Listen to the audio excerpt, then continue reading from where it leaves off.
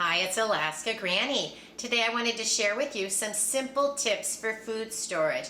Add something every time you go to the store, but make sure you're only buying foods that you know how to cook, that you know how to use, and you're actually willing to eat. Don't buy food that you don't want to eat because you think it's prepper food, it's cheap, it's easy, or whatever the reason.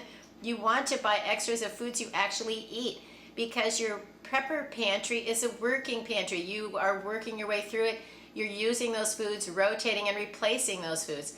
So say you want to buy a package of spaghetti noodles. Then if you know you're going to use a package of pasta this week, then you would buy two. One that you can use, one that you can put away in your stockpile. And that's how you start building a little at a time. If you can buy 2, 3, even 10 extras, and you know that pasta is something you're going to eat, and that's how you have a supply of foods that you actually use.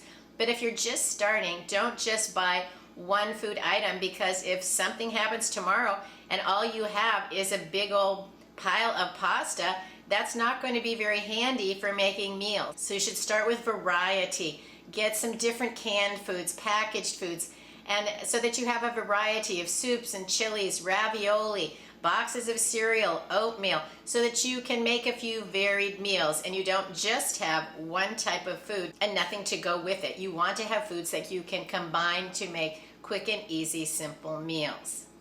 When you're choosing your foods, think of it as short-term, medium-term, and long-term. And the short-term foods would be the tear open and eat. If the power goes out, the water stops running, you can open up something and just eat it. You don't have to do any preparation at all. It can be a box of granola bars, a jar of peanut butter, and a box of crackers. You can have cereal and maybe some powdered milk on hand if that's something that you enjoy eating. And then you have the foods that require a little bit of cooking. You can mix together some cans of soup and vegetables, mashed potatoes, macaroni and cheese, jars of pasta sauce, dry pasta noodles. Those are easy meals that you can reach into your pantry and pull out and make dinner today.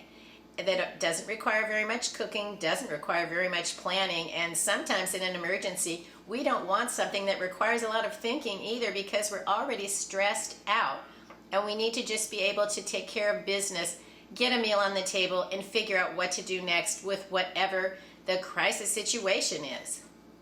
Look over the foods that you have. If you have packages of food that are becoming near the date, the expiration date, they won't necessarily become spoiled and no longer good or safe to eat, but they should be foods that you make it a priority to rotate those foods now. If you have foods that have been there for a few years and you've never used them, there's a reason why.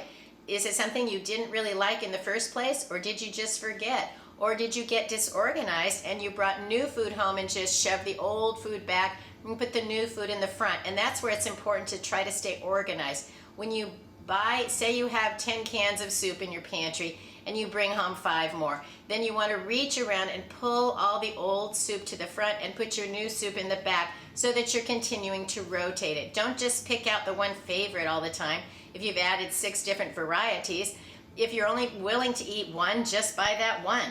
Otherwise, your other food isn't getting rotated, used, and replaced.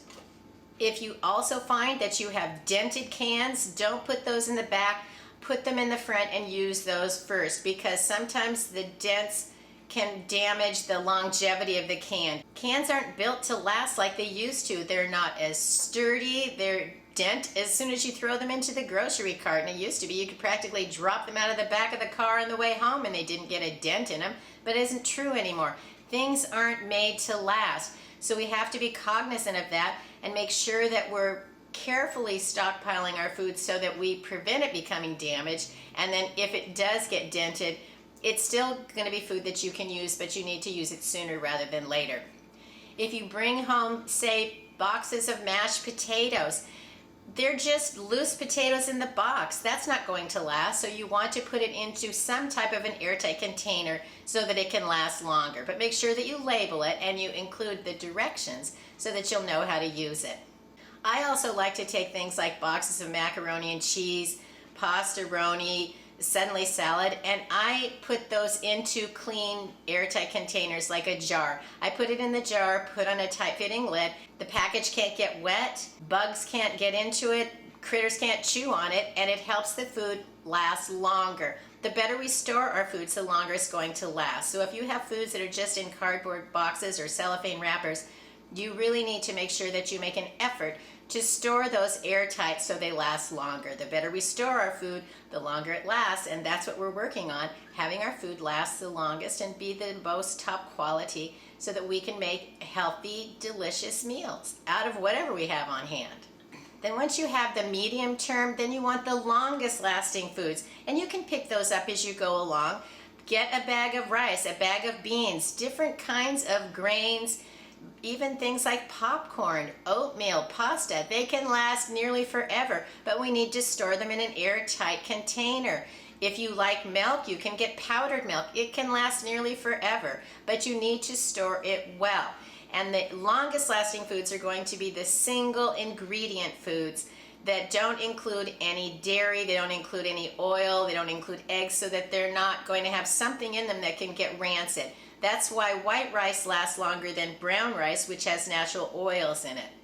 I also like to buy number 10 cans of food that's already designed to last, and you can get things from Goshen Farms or from the LDS or the Mormon Church, and the food is already packaged to last for 30 years. I'll put a link to the LDS website so you can see what kind of food they have, because they're generally the most affordable. You get a box with 6 of each item.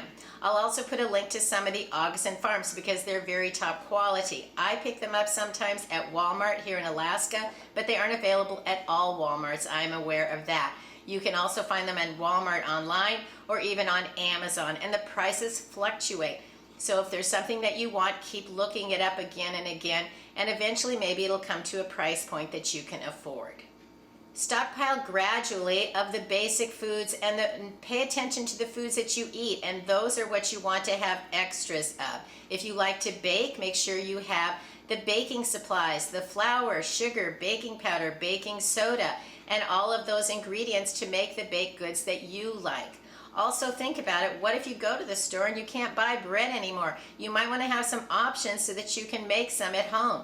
I keep yeast in the freezer. And then a few years ago, I even picked up a bread machine at a thrift store, an Oster bread machine, and I have just had more fun tossing in a few ingredients, plugging it in, turning it on, and fresh baked bread is available on the counter in my house for way less money than the price of a loaf of bread at the store these days. So not only is it enjoyable, it's easy, it's delicious, and it's economical.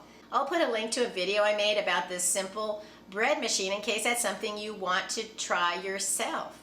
When you're putting food away to last, say the dried foods that can last for a long, long time, store it in different size containers. Sometimes you can put it even into a clean canning jar and put on a lid. You can store it in Mylar bags, add oxygen absorbers, seal them up, put them into 5-gallon buckets, but keep things manageable.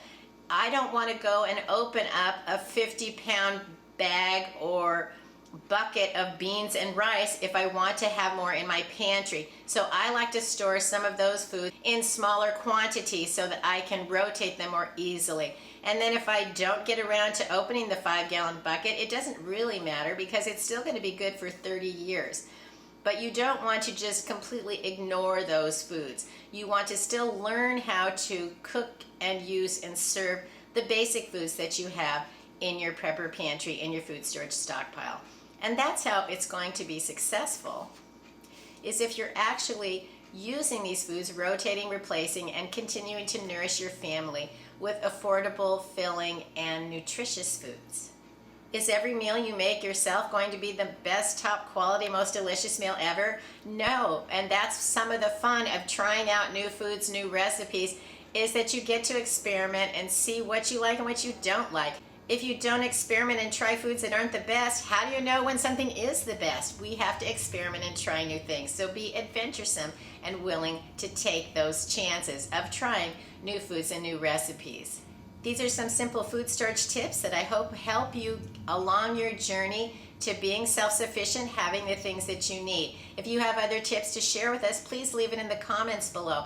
The more of us who prepare, the better off we're all going to be, and we're building a community together so that more of us can be prepared to face an unknown future.